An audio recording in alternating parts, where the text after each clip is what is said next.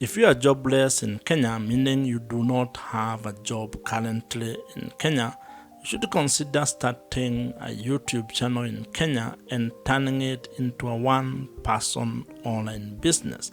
And in this video, I am going to share with you 5 phases or 5 stages that you can follow to be able to start a YouTube channel in Kenya and turn it into an income-generating online business in Kenya. YouTube is very powerful, and you can be able to leverage the power of video marketing to be able to build a profitable YouTube channel in Kenya. And this is where you can be able to monetize your skills, your passions, expertise, all experiences that you have had in life, and be able to build something that can be generating you income from the comfort of your home or from the comfort of wherever you are in Kenya.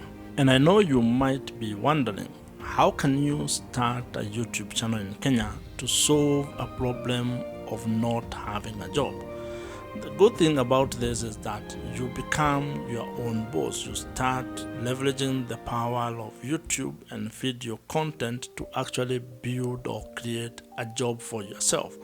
Because the truth of the matter is that jobs might not be as forthcoming as you might want or as you might imagine, which means you will be required to take some proactive action as you look or as you search for the job that you want. And what I'm proposing here is that as you continue to search for a job, as you continue to look for the ideal job that you want, you can actually start a YouTube channel in Kenya and start building something on the side.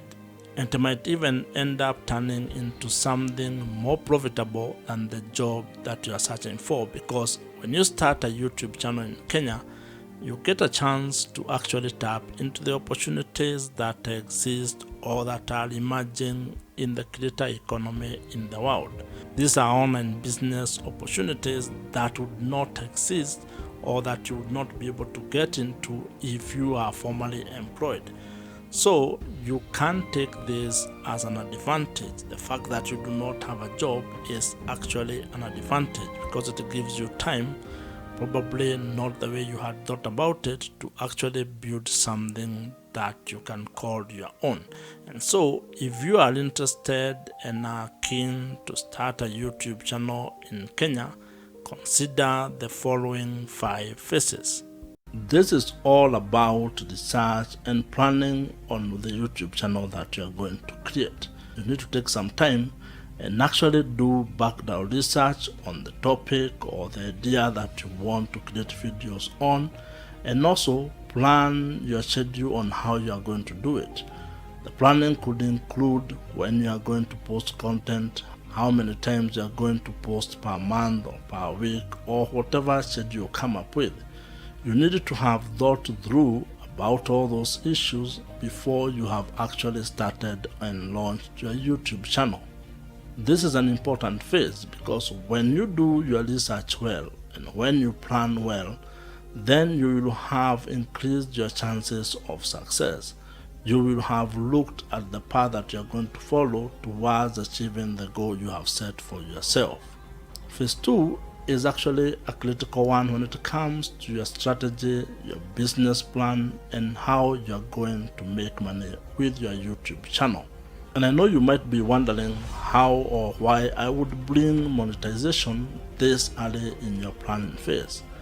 The idea is that if you are building your YouTube channel as a business, you need to have figured out how this business is actually going to generate revenue, how you are going to make money. And there are quite a number of ways on how you can be able to make money with your YouTube channel. And while you may want to do all of them, probably you may not be able to do that when you start. You may need to actually sequence it. You may need to create a plan on how you're going to execute and implement each of the monetization strategies that you want to pursue. The ways in which you can be able to make money with your YouTube channel include display advertising, affiliate marketing, selling of digital or physical products, subscriptions, memberships, coaching, consultancy, as well as subscription, among other monetization ideas. In phase 3, this is where the rubber meets the road. This is where your focus will be on when it comes to creating the content needed for your YouTube channel. The work that you're going to do in this phase is basically creating your video content. These are things that you had actually thought about, researched on, and planned on how you are going to do it. You already have sort of a schedule or cadence on how many videos you are going to produce each week or each month. And all you're doing in this phase now is actually having those ideas or executing on those ideas. That means researching the specific video ideas, scripting them, recording them, editing, and publishing them, or at least scheduling when they will be published. This is actually the most difficult part when it comes to starting and building a YouTube channel, because unless there is nothing else you are doing, it is possible that you will be required to set time aside to actually create content. And if you are already working or already running a business or have other things that you do, you may find that you do not have a lot of time to actually do this work. And this is why it requires you to be very focused, to be very disciplined, and to have a clear plan and schedule on how things are going to work. However, you cannot ignore creating video content, because this is the lifeline of your YouTube business. It is the lifeline of your YouTube channel. A YouTube channel without content is pretty much useless, but you need to be creating content that serves the target audience or the target market that you had already planned to serve. You need to be able to be creating content that actually adds value to that particular audience. And the kind of value you can provide could include informational, educational, or entertaining, depending on the topic or the niche, the subject matter that you are discussing. When growing any sort of a business, whether digital or otherwise, you will need to actually take a lot of interest on the performance metrics that you are getting. And this applies to your YouTube channel as well. And the good thing about this is that YouTube has actually one of the most powerful backend when it comes to analytics. You can get a lot of information on how your YouTube videos are performing, how people are engaging with that content, and very many other metrics that become very important when you are growing your YouTube business or your YouTube channel.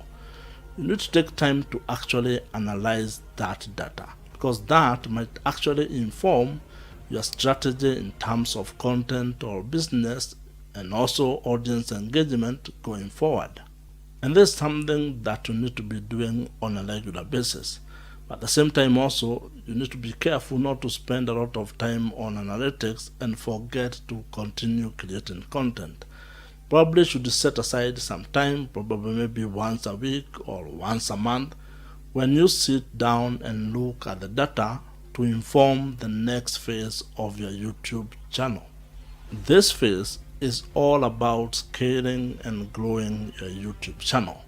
And there are a number of ways on how you can be able to do this. And I would probably think of 3 ways on how you can be able to grow your YouTube channel. You want to grow it in terms of the content that you are creating. That means you may get to a stage where you want to actually increase the number of videos that you actually publish. That is about growing your content.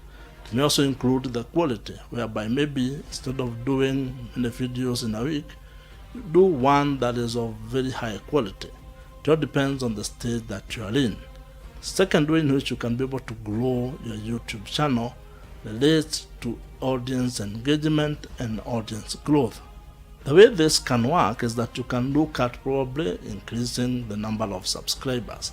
And while that is not one of the best metrics to actually measure the growth or success of a YouTube channel, it is a good vanity number or vanity metric number to actually have, especially if that makes you feel good. However, there are also other ways in which you can increase engagement with your audience. You may try to look for ways into actually putting that engagement or taking that engagement into a platform that you actually own. That would look like, how are people engaging on your email newsletter? Are they engaging with the lead magnets that you create? Are they downloading the number of things that you provide on their description box? Are they commenting? Are they liking your videos? You need to look at all these metrics of engaging your audience because you want to create an engaging community. The third way to grow or scale your YouTube channel, and probably this is one of the most important if you are looking at your YouTube channel as a business, is increasing your monetization strategies. You may have started by making money through one way or one idea or one strategy, but at this level, now you want to diversify your income streams. You want to create multiple streams of income, which also ends up de-risking or minimizing the risk that come with relying on only one source of income. It means that you need to look for ways to actually generate more revenues from your YouTube channel. And that might mean incorporating a few other monetization strategies that you probably have not already started working on. So in your planning, think of 5 years, 10 years. That kind of framework will actually help you when creating a business and also in terms of expectation management. If you have enjoyed this video, watch the video on your screen right now. Subscribe to this channel if you have not, and I'll see you in the next one.